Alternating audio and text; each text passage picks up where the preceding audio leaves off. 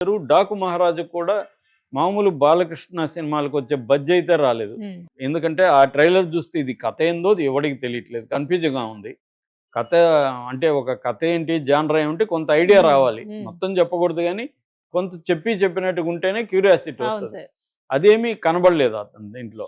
పైగా ఆ పాట ఒకటి, శ్రీల ఆమె మీద విపరీతంగా కొట్టుతా ఉన్న పాట చాలా నెగిటివ్ ఇది క్రియేట్ అయింది. ఫ్యామిలీ ఆడియన్స్ కొంత ఇబ్బందికరమైన పరిస్థితి అయితే ఉంది.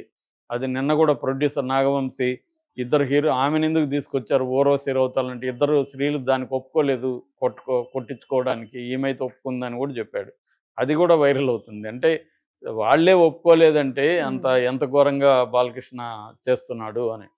సో ఇదంతా కూడా ఒక నెగిటివ్ ఫీలింగ్ దాని మీద క్రియేట్ అయింది. ఈ కాంటెక్స్ట్లో ఆంధ్రప్రదేశ్లో వీళ్ళకి కొంత ఊరట. ఎందుకంటే ఇటు రామ్ చరణ్ వాళ్ళ సొంత బాబాయ్ అక్కడ డిప్యూటీ సీఎం, ఇటు పక్కేమో బాలకృష్ణ వాళ్ళ అంత బావగారు వాళ్ళే ఉన్నారు కాబట్టి వీళ్ళు అడిగినట్టుగా వాళ్ళు జీవోలు 2 రిలీజ్ చేశారు. గేమ్ చేంజర్కి బెనిఫిట్ షో ఇచ్చారు. బెనిఫిట్ షోకి 600 టికెట్ పెట్టారు. తర్వాత డాకు మహారాజ్కి 500 టికెట్ పెట్టారు బెనిఫిట్ షోకి. దాని తర్వాత నెంబర్ ఆఫ్ షోలు 25వ తేదీ వరకు షోలు పెంచుకున్నారు. అట్లాగే టికెట్ రేట్లు కూడా పెంచుకున్నారు. మల్టీప్లెక్స్లో ఏమో 135 రూపాయలు పెంచారు. సింగిల్ స్క్రీన్లో 110 రూపాయల వరకు పెంచారు. కాబట్టి అక్కడ వాళ్ళకి ఇది బాగుంది. మామూలుగా కూడా అక్కడ ఎక్కువ కలెక్షన్లు వస్తాయి. నైజాంతో పోలిస్తే అక్కడ 2 పెద్ద ఏరియాలు ఉంటాయి. అంటే సీడెడ్ అండ్ ఆంధ్ర. సో కాబట్టి ఆ 2 కలిపి అక్కడ ఎక్కువ వస్తాయన్నమాట ఎప్పుడైనా. సో అది హ్యాపీగా ఉన్న టైంలో ఇప్పుడు సడన్గా ఒక ఇబ్బంది కలిగింది. ఇదేంటంటే ఈ 2 సినిమాల మీద ఒక వ్యక్తి పిల్లు వేశాడు హైకోర్టులో. ఆ పిల్లు ఎందుకు వేశాడంటే ఇట్లా టికెట్ రేట్లు పెంచుకోవడం, బెనిఫిట్ షో అనేది రాంగు.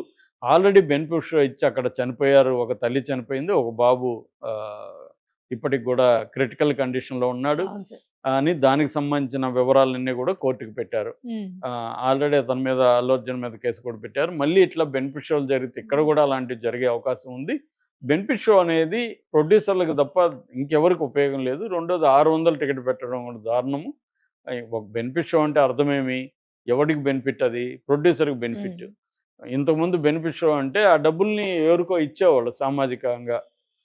బెనిఫిట్ షో అనేది అలా వచ్చింది. ఇవాళ ఏంటంటే బెనిఫిట్ షో అనేది ప్రొడ్యూసర్లకు బెనిఫిట్గా మారిపోయింది. సో అది వద్దు. అలాగే వీటిని ఎక్కువగా రేట్లు పెంచడం వల్ల ప్రజలకి, ముఖ్యంగా అభిమానులకి భారం పడుతుంది. గతంలో జగన్ కూడా తగ్గించాడు అనేది చెప్పారు. మామూలుగా ప్రతిసారి కూడా ఎవరో ఒకరు ఇలాగా వెళ్తూ ఉండడం కామనే అనమాట. గతంలో కూడా కల్కి 2కి వెళ్ళారు, దేవరకి వెళ్ళారు, పుష్ప 2కి కూడా కోర్టుకి వెళ్ళారు, అన్నీ జరిగాయి. ఇప్పటివరకు కోర్టు అయితే ఈ విషయాల్లో కలగజేసుకోలేదు. ఎందుకంటే సినిమా ఇండస్ట్రీ కూడా ఒక పరిశ్రమ. అనేక పరిశ్రమలకి ప్రభుత్వాలు రాయితీలు ప్రకటిస్తుంటాయి, స్కీములు ప్రకటిస్తుంటాయి, వాళ్ళకి ఇన్ఫ్రాస్ట్రక్చర్ ప్రొవైడ్ చేస్తుంటాయి, ల్యాండ్స్ ఇస్తాయి, అన్నీ చేస్తుంటాయి. అట్లాంటప్పుడు ఈ పరిశ్రమకి ఎందుకు చేయకూడదు? ఎందుకు చేస్తాయి ప్రభుత్వాలు అంటే, ఒకటి రెవెన్యూ, వెల్త్ జనరేషన్కి ఉపయోగపడుతుందని, 2 ఎంప్లాయ్మెంట్. ఈ 2 ప్రధాన కారణాలతో ఇండస్ట్రీస్ని రాయితీలు ఇచ్చి ప్రోత్సహిస్తుంది. ముఖ్యంగా కొన్ని సెక్టర్లు కాంపిటీషన్లోకి రాలేవు సొంతంగా కాబట్టి వాళ్ళకి కొంత ఊతం ఇవ్వాలనేది గవర్నమెంట్ పాలసీ. అది పనిచేస్తూ వస్తుంది. సంస్కరణలు అంటేనే అవి. అట్లాగే సినిమా ఇండస్ట్రీ కూడా, సినిమా ఇండస్ట్రీ మీద ప్రత్యక్షంగా పరోక్షంగా దాదాపు 1 లక్ష మంది ఆధారపడి ఉంటారు. ఫ్యామిలీస్ కావచ్చు, మనుషులు కావచ్చు. సో ఉద్యోగాలు ఉన్నాయి, వెల్త్ కూడా వస్తుంది కదా. ఇప్పుడు బెనిఫిట్ షోకి కూడా 600 పెడితే 600లో 18% గవర్నమెంట్కి జిఎస్టీ వస్తుంది కదా. సో ఆ రకంగా జిఎస్టీ వస్తున్నప్పుడు గవర్నమెంట్కి ఆదాయం జరుగుతుంది. నేనేం బలవంతం చేయట్లా, నీకు ఇష్టం ఉంటే టికెట్ పెట్టుకొని చూడు, రేపు పొద్దున మళ్ళీ తగ్గుతాయి కదా. బెనిఫిట్ షోకి 600 ఉండేవాడు వస్తాడు, డబ్బుండి నేను ఫస్ట్ షో నేనే చూడాలనుకునే వాళ్ళు వస్తారు. నీకు స్తోమత లేకపోతే నువ్వు రావద్దు, నిన్నేమి ప్రెజర్ చేయట్లేదు, నువ్వు 10 రోజులు ఆగి తక్కువకి వెళ్ళు అన్న ఇది కనబడుతుంది. ఎందుకంటే వీళ్ళు కూడా క్వాలిటీ కోసం ఖర్చు పెడుతున్నారు సినిమాని అనేది వస్తుంది. దీనికి రివర్స్ ఆర్గ్యుమెంట్ ఏంటంటే, క్వాలిటీ కోసం ఏం ఖర్చు పెట్టట్లేదు, మొత్తం డైరెక్టర్కి, హీరోకి వెళ్ళిపోతుంది.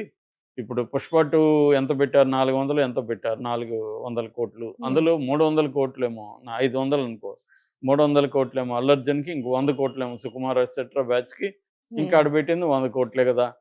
అది 100 కోట్ల బడ్జెట్ అనాలి కానీ 400 కోట్లు 500 కోట్ల బడ్జెట్ ఎలా అంటాము? సో మిమ్మల్ని ఎవరు అంతంత రెమ్యునరేషన్లు ఇవ్వమన్నారు, రెమ్యునరేషన్లు ఇవ్వకపోతే తక్కువకి సినిమాలు చూడొచ్చు కదా, ఒక ఫ్యామిలీ వెళ్ళి చూడాలంటే 3-4 వేలు అయిపోతుంది ఈ టికెట్లు పెంచడం వల్ల అన్న ఒక ఆర్గ్యుమెంట్ కూడా వస్తుంది. ఈ 2 ఆర్గ్యుమెంట్లలోనూ ఎంతో కొంత లాజిక్ అయితే ఉంది. కానీ మార్కెట్ని బేస్ చేసుకుని హీరోకి ఎందుకు ఇస్తారు? ఇప్పుడు 3 ఏళ్ళు కష్టపడితేనే కదా ఆయనకి 300 కోట్లు వచ్చింది అల్లు అర్జున్కి. 3 ఏళ్ళు పట్టింది కదా పుష్ప 2కి. 3 ఏళ్లలో ఆయన 10 సినిమాలు చేస్తుంటే అంతే డబ్బులు వచ్చేది కదా. మిగతా వాళ్ళు చేస్తే ఇప్పుడు పవన్ కళ్యాణ్ ఉన్నాడు, రోజుకి 3 కోట్లు తీసుకుంటాడు, 20 రోజులకి 60 కోట్లు వస్తుంది. ఆ లెక్కన వేసుకుంటే ఈయన తక్కువే కదా. ఇలాగ ఆర్గ్యులు చేసేవాళ్ళు ఉన్నారు రకరకాలుగా. సో ఏదైనా ప్రతి అంశానికి ప్రో అండ్ కాన్స్ ఉంటాయి. సో అలాగే ఇప్పుడు కోర్టుకి వెళ్ళారు. ఈరోజు కోర్టు విచారణ జరుపుతుంది. ఇదేమన్నా మామూలుగా అయితే కోర్టు నాకు తెలిసి వీటిలో చేసుకోదు. కాకపోతే ప్రత్యేక చర్యలు తీసుకోమను అట్లా ఏదన్నా గవర్నమెంట్కి పురమాయిస్తుంది. బెనిఫిట్ షోలప్పుడు హీరోలు రాకూడదని థియేటర్లకి ప్రత్యేక భద్రత కల్పించమని ఇవన్నీ చెబుతుంది. సో అదైతే ఖచ్చితంగా తీసుకోవాలి. సో అంతవరకు ఉంటుంది కాబట్టి నాకు తెలిసి పెద్ద షాక్ అయితే తగలదు. Thank you sir. కృష్ణుడు అర్జునుడు అనుకోండి, కృష్ణుడు లేకపోతే అర్జునుడు లేడు. అర్జున్ని ఒక గైడెన్స్ కానీ ఆయన ఫిలాసఫరు, ఫ్రెండ్, గైడు అన్నీ కూడా కృష్ణుడే. అట్లని వాళ్ళిద్దరి మధ్య వార్ రాదా? కృష్ణార్జునుల యుద్ధం అంటే అదే కదా, వార్జం వస్తుంది. అలాగే రాముడు ఆంజనేయులు వాళ్ళిద్దరి మధ్య యుద్ధం రాలేదా పురాణాల్లో? అలాగా బెస్ట్ ఫ్రెండ్స్ అనుకుంటే కూడా కొన్ని విషయాల్లో ఆ పర్టికులర్ ఆస్పెక్ట్లో వాళ్ళిద్దరి మధ్య గొడవ జరుగుతుంది. అలాగా మనకి సుకుమారు, అల్లు అర్జున్ ఇద్దరు కూడా ఒకరంటే ఒకరికి అంత ఇష్టం ఉంది, గౌరవం ఉంది. ముఖ్యంగా అల్లు అర్జున్ ఇది పుష్ప 2 సందర్భంగా కూడా అనేక మీటింగులు ఏం చెప్పాడు, ఇది సుకుమార్ది, నేను ఇంత బాగా పెర్ఫామ్ చేశానని అందరూ అంటున్నారు, దీనికి కారణం ఆయనే. ఆ గంగమ్మది అదంతా కూడా ఆయనే డిజైన్ చేశాడు, నా క్యారెక్టర్ని మొత్తం డిజైన్ చేసింది ఆయనే, నన్ను ఈ పెర్ఫార్మెన్స్ తీసుకునింది అతనే.